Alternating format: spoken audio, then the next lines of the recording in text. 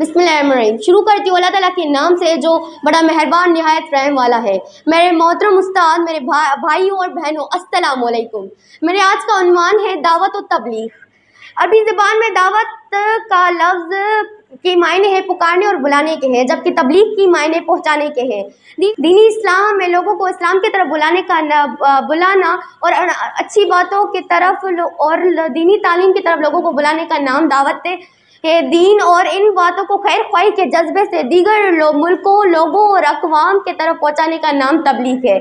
अभी दावत और तबलीग के मकासद, दावत और तबलीग के मकासद ये है कि अल्लाह ताला लोगों तक अल्लाह ताला का पैगाम पहुँचाया जाए और लोगों तक अल्लाह ताला का पैगाम पहुँचाया जाए और अल्लाह ताला को आला और रब माना जाए, उसकी ज़ातों, सिफ़ातों, इख्तियारात और हुकूक में किसी और को शरीक ना किया जाए और अल्लाह ताला को और अल्लाह ताला के और इस्लाम को दीनी हक समझकर अल्लाह के सामने अपने आप को जवाबदार समझे और अल्लाह ताला के पैगंबरों की पैरवी की जाए और उनकी अताअत और इत्तबा की जाए और हुज़ूर करीम सल्लल्लाहु अलैहि वसल्लम की उनका अल्लाह ताला का आखिरी नबी मानकर उनकी सीरत पर अमल किया जाए।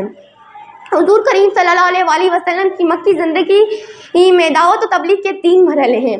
पहला मरहला खुफिया तबलीग। बासत के 3 बरस बाद हुज़ूर करीम सल्लल्लाहु अलैहि वसल्लम ने दावत और तबलीग में बड़ी राजदारी और खामोशी से गुजारा और इसी खामोशी और राजदारी का नतीजा ये निकला कि मर्दों में सबसे पहले हज़रत अबू बकर सिद्दीक़ रज़ियल्लाहु तआला अन्हु, औरतों में से हज़रत बीबी खदीजतुल कुबरा रज़ियल्लाहु तआला अन्हा, गुलामों से ज़ैद बिन हारिस और बच्चों में से हज़रत अली करीमुल्लाह वजह ईमान लाए। और नबी करीम सल्लल्लाहु अलैहि वसल्लम ने दावत और तबलीग का जो मरहला था, उन्होंने ये मरहला खुफिया रखा और यही वक्त और हालात का तकाज़ा भी थी। दूसरा मरहला ऐलान नबूवत। 3 बरस तक हुज़ूर करीम सल्लल्लाहु अलैहि वसल्लम ने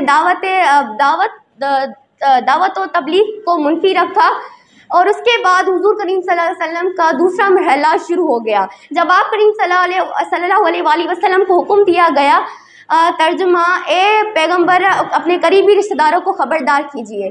इसके चंद रोज़ बाद हुज़ूर करीम सल्लल्लाहु अलैहि वसल्लम ने अपने ख़ानदान से हज़रत अबू मुत्तलिब और अबू लहब को दावत पे मदऊ किया और 40 के करीब लोगों को दावत पे मदऊ किया। और खाना खाने के बाद हुज़ूर करीम सल्लल्लाहु अलैहि वसल्लम ने महफिल को मुखातिब करते हुए कहा कि लोगों, मैं तुम्हारे पास वो पैगाम लाया हूँ जो अरब के किसी शख्स ने आज तक तुम्हें पेश नहीं किया, जो दुनिया और आखिरत दोनों का पैगाम है, जो दीन और दुनिया दोनों की सादत का सबब भी है। कौन है जो इस इलाही मुहिम पर मेरा साथ देगा?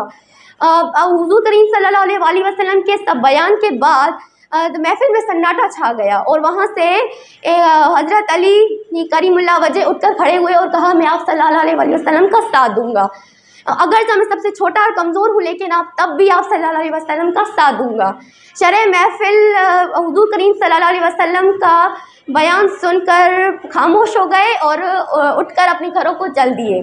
तीसरा मरहला कोहे सिफ़ा पर अजीज़ो अकारिब और अल्लाह ताला का पैगाम पहुँचाने के बाद हुज़ूर करीम सल्लल्लाहु अलैहि वसल्लम को हुक्म दिया गया कि दावत और तबलीग को पूरी दुनिया में आम करें, पूरी दावत और तबलीग को पूरी दुनिया में आम करें। इसलिए हुज़ूर करीम सल्लल्लाहु अलैहि वसल्लम कुरान मजीद में इरशाद बारी ताला है कि हमने कुरान मजीद को वही के ज़रिए भेजा ताकि लोग इसको समझ सकें।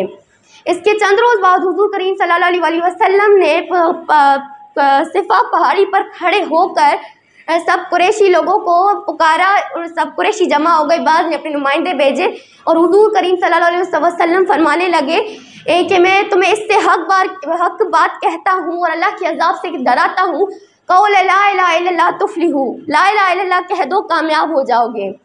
और इस बयान के बाद सुनने के बाद आपके चाचा अबू लहब कहने लगे, तुम हलाक हो जाओ, नऊज़ बिल्ला, तुमने हमें इसलिए यहाँ पे बुलाया है। इस कहकर सब महफिल यहाँ से चले गए। और दावत और तबलीग के असरात और समरात।